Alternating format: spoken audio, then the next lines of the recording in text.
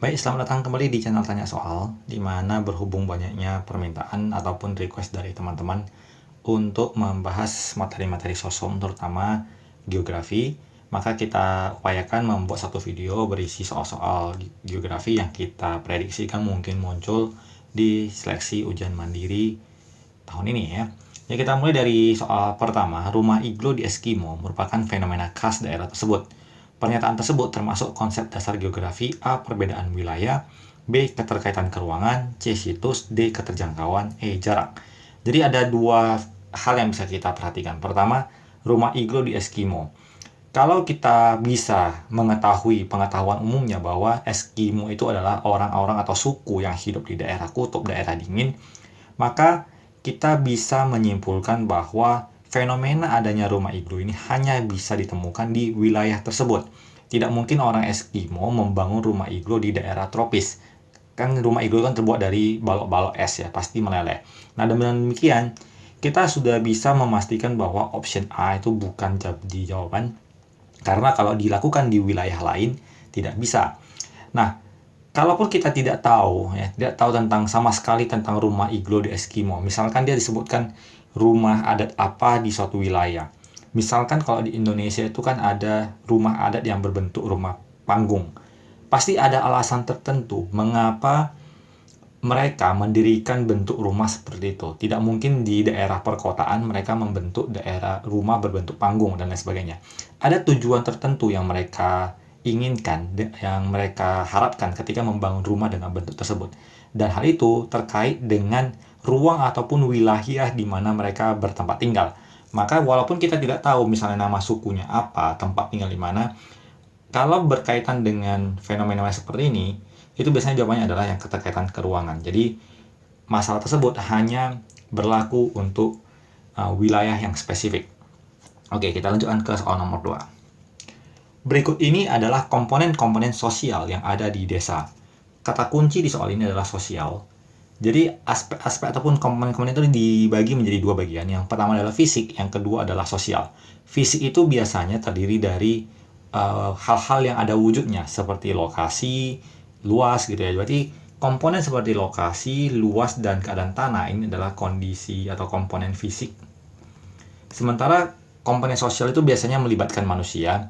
Jadi di antara option A dan option E ada dua pilihan, bisa yang manusia, bisa aparatur desa.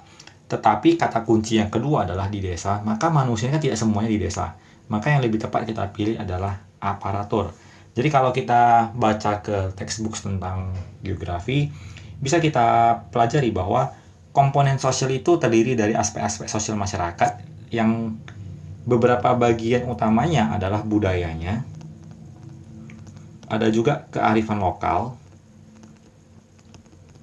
kemudian ada perangkat desa, atau dalam bahasa lainnya adalah aparaturnya ya. Kemudian ada nilai-nilai sosial. Nah, dari sini kita bisa simpulkan bahwa jawaban yang paling tepat adalah option E. Kita lanjut ke soal berikut. Pada umumnya, pengolahan tanah di daerah Tegalan dengan crop rotation tujuannya adalah, jadi kata kuncinya adalah crop rotation, crop tanaman, rotasi pergantian. Jadi mengapa dilakukan pergantian tanaman? Saya berikan ilustrasi seperti ini.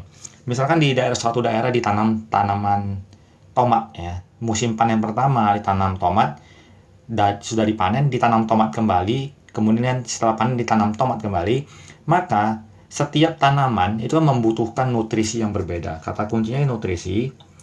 Jadi misalkan kita tanam tadi tomat ya, dia membutuhkan mineral tertentu atau unsur hara tertentu dari tanah tersebut. Karena terus-menerus ditanam dengan tanaman tomat, maka unsur hara yang tadi diperlukan semakin lama akan semakin berkurang dan akan habis. Tujuan kita melakukan crop rotation, misalnya setelah kita tanam tomat, kita selingi sebelum masa tanam berikutnya ke tomat, kita tanami dengan misalnya tanaman jagung misalnya. Tujuannya adalah supaya nutrisi yang tadi terus-menerus digunakan oleh tanaman tomat digantikan menjadi dibutuhkan nutrisi yang lain. Jadi tanaman jagung akan mengambil unsur ataupun mineral yang lain, sehingga nantinya ketika akan ditanam dengan tanaman tomat di musim tanam berikutnya, jumlah unsur nutrisinya sudah tidak berkurang seperti yang seharusnya. Maka tujuannya adalah menambah kesuburan tanah sehingga nanti unsur haranya masih terjaga. Kita lanjut ke soal berikut. soalnya tentang hitungan. Jumlah penduduk A adalah 213.300 jiwa, penduduk kota B 23.700, jarak kota AB adalah 70 km, titik henti untuk kota A dan kota B. Jadi rumusnya kita hitung untuk dari kota A itu sama dengan jarak dari kota A kota B per 1 tambah akar dari jumlah penduduk B dibagi jumlah penduduk A. Jadi kalau kita mau mencari A, A-nya di bawah. Nanti kalau kita mau mencari dari kota B, kita tinggal balikkan jadi PA per PB. Rumusnya seperti itu. Kita cari dari A dulu. Maka jawabannya sama dengan 70 km per 1 tambah akar. PB ini, PA-nya ini, kalau kita perhatikan angkanya kalau kita bandingkan adalah 1:9. Jadi 1:9. Jadinya kita peroleh 70 per akar, akar pula. 1 tambah akar 1/9 adalah 1/3. Menjadi 70 ditambah, kita samakan penyebut jadinya 4/3. 3-nya kali ke atas, 210 dibagi 4 sama dengan 52 km dari kota A. Seandainya kita mau cari berapa jarak dari kota B, seandainya tidak ada jawabannya 52 km dari A, tinggal kita kurangkan 70 kurang 52,5. Jadi jawabannya adalah berapa nih? 27,5 dari kota B ya. Jadi ada dua jawaban. Sebenarnya jadi ada dua jawaban yang benar untuk option ini. 17,5 ya.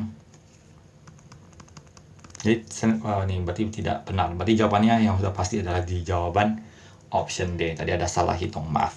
Oke. Kita lanjut ke soal berikut.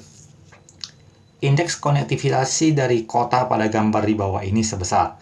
Jadi sebelum ke pengerjaannya kita jelaskan dulu. Ini adalah kota, atau sering disebut dengan node atau kota, dan setiap garis ini melambangkan jalan atau penghubung. Jadi kita hitung jumlah node-nya ada 1, 2, 3, 4. Kemudian jumlah jalannya ada 1, 2, 3, 4, 5. Maka rumus konektivitasnya adalah jumlah jalan dibagi jumlah node. Berarti 5 dibagi 4 sama dengan 1,25. Maka jawabannya adalah yang di option D.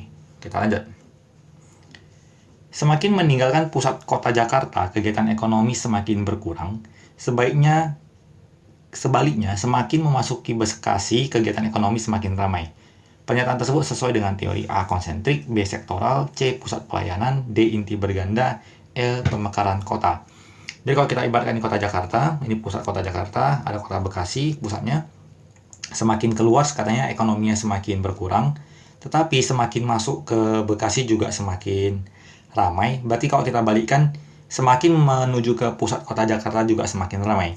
Jadi fenomena ini kita temukan hampir di setiap kota ya. Ketika kita melakukan perjalanan dari suatu kota ke kota lain, antar kota misalnya, akan kita temukan bahwa di suatu kota besar, ketika kita mencapai perbatasannya, itu rumah penduduk makin jarang ya, makin berkurang.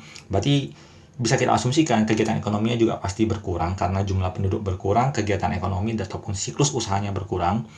Kemudian ketika kita memasuki kota lain, walaupun kotanya tidak sebesar dengan kota asal, contohnya tadi Jakarta Bekasi, walaupun kota Bekasi tidak sebesar kota Jakarta, tapi ketika mulai memasuki kota, kita akan perhatikan bahwa semakin banyak ruko, semakin banyak perumahan, itu menandakan bahwa kegiatan ekonominya semakin ramai. Artinya, kata kuncinya di pusat kota. Pusat itu kita bisa artikan sebagai konsentrasi penduduk terbanyak berada di pusat, maka sesuai dengan teori yang kita pilih adalah jawabannya adalah konsentrik. Jadi ini adalah beberapa soal yang bisa kita ajarkan ya, kita belajar bersama tentang materi geografi yang saya rasa bisa dipelajari tanpa harus banyak menghafal rumus, yang bisa kita kerjakan dengan menggunakan logika-logika berpikir ya.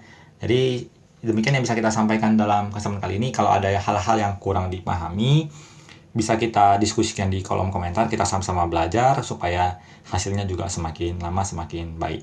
Dan terima kasih atas dukungan dari adik-adik sekalian yang selama ini mendukung kita untuk membuat konten-konten tentang sosum ya. Jadi kita juga akan berupaya semakin banyak konten-konten serupa. Jadi dukung kita dengan memberikan tombol like dan subscribe-nya sehingga kita juga lebih bersemangat dalam mengupload konten-konten terkait materi sosum. Demikian video kali ini, sampai jumpa di video berikutnya.